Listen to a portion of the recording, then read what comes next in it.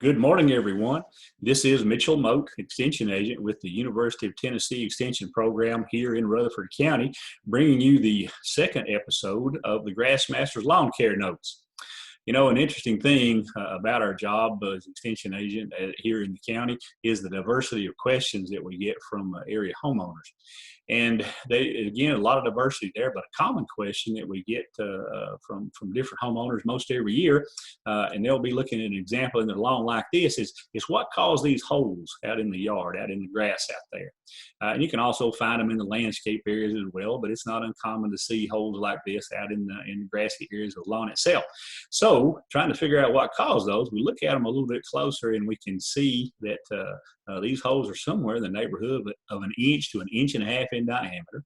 And if we look a bit closer, we notice that there are little surface runs or tunnels, open tunnels that run between one hole and another, maybe connect a series of holes. And these runs are about an inch and a half to 2 inches wide. Well, then that gives us a really good idea of what caused those holes. Chances are you've got voles if you see that.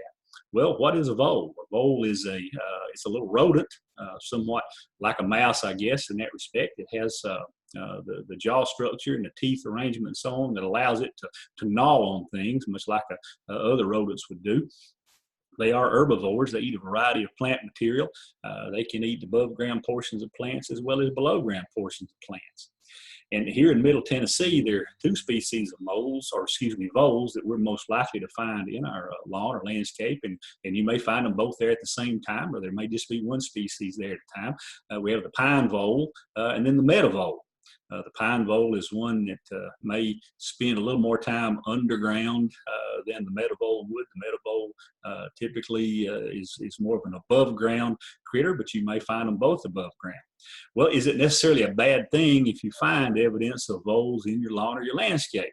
Well, maybe, because what do these things do? Well, as I mentioned earlier, they are herbivores. They feed on plant parts, and that includes the bark and the roots of a lot of different plants. Those voles, like the meadow voles that are more active above ground, can certainly cause damage on the trunks of small trees and so on, like you see in this example where they have act like little beavers and strip the bark off all around this small tree, or on multi-stem shrubs like this example. They've done a good job of skinning the bark off around those things. Or those that tend to work more below ground may feed more on the fleshy parts of roots and rhizomes and so on. So you can see examples on these hostas where a lot of feeding damage has been done to the below ground portion of those plants. And of course, that kind of feeding damage is going to lead to decline in the plants. So yeah, voles can be detrimental. And I guess if you were to compare the damage caused by voles versus moles in the landscape, voles are probably more damaging to plants than the moles might be. So that's why you might be concerned when you find something like that. So what are the options that you have for controlling voles in your landscape? Well, trapping is always an option. And you can see in this example right here that individuals are using just the old standard snap traps, like mouse traps for voles. A thing to keep in mind is that voles are these small rodents, and they can fall prey to birds of prey and other predators. So they like to feed in a covered location. And you can see this example where the individual is using a piece of gutter just to make a cover to place over the traps that they had placed here on either side of this little vole hole. That gives the vole the impression that he's feeding or she's feeding in a protected space. And they've caught this vole in a trap like this. Here's an example also of a piece of gutter being set near where damage has been occurring, or near the runs and the holes. And you can see it's in place, and if you look real close, you can see the end of the snap trap sticking out the end of the gutter down there. Here's another example using the gutters over or near where damage has been done, and they've got those snap traps placed in there.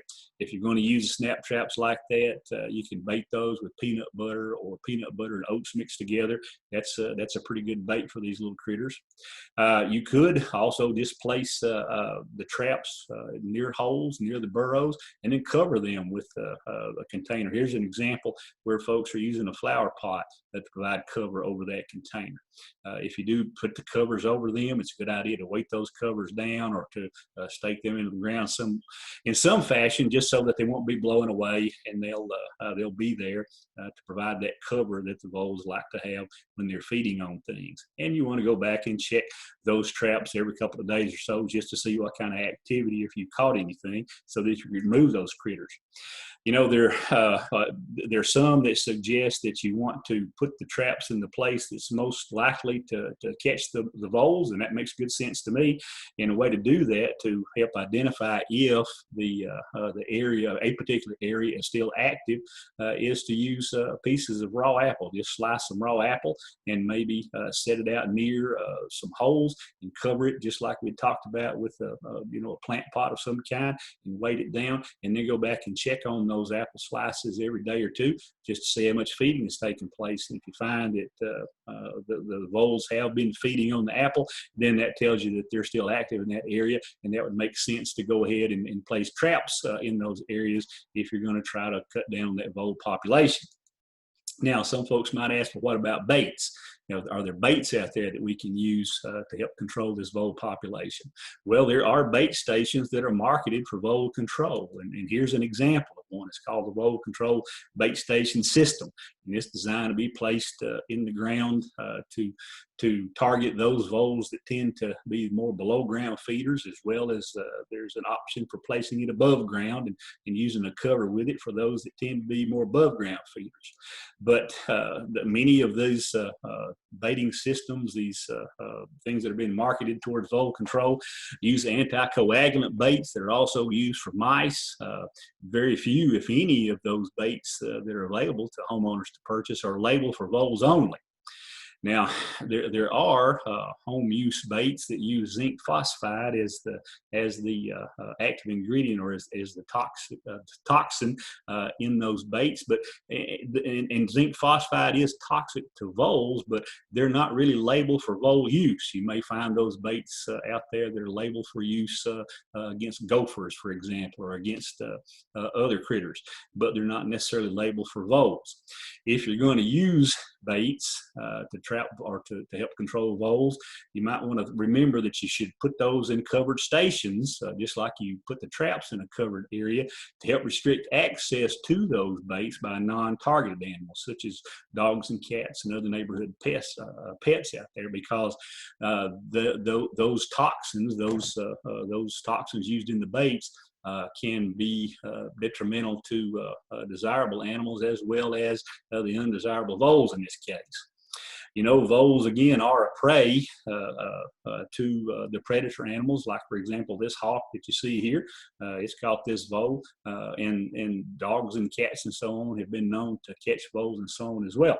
I would point out that it might not be a good idea to try to attract hawks to your home landscape if the idea is to get those to be more present there to help catch some voles, because birds of prey have been known to start preying on pets when other food options are limited, and you certainly don't want to get a hawk started hanging out around your home, and then a neighbor's little dog or cat show up missing sometime in the future.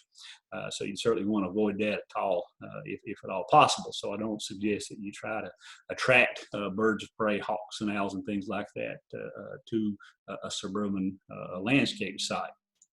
I would point out one last thing. If you see damage like this on a big tree, chances are that would be what you would call a DBV, or damage caused by a DBV, which is just short for a dang big vole, and you might want to move away if you've got damage like that showing up at your house. No, just kidding with you there. Folks, I guess that's about all that I have for you this morning on this topic of voles in the home lawns. I hope you found this information useful to you, and I hope you'll tune in again next time. Until then, this is Mitchell Moat from the University of Tennessee Extension Program in Rutherford County saying so long.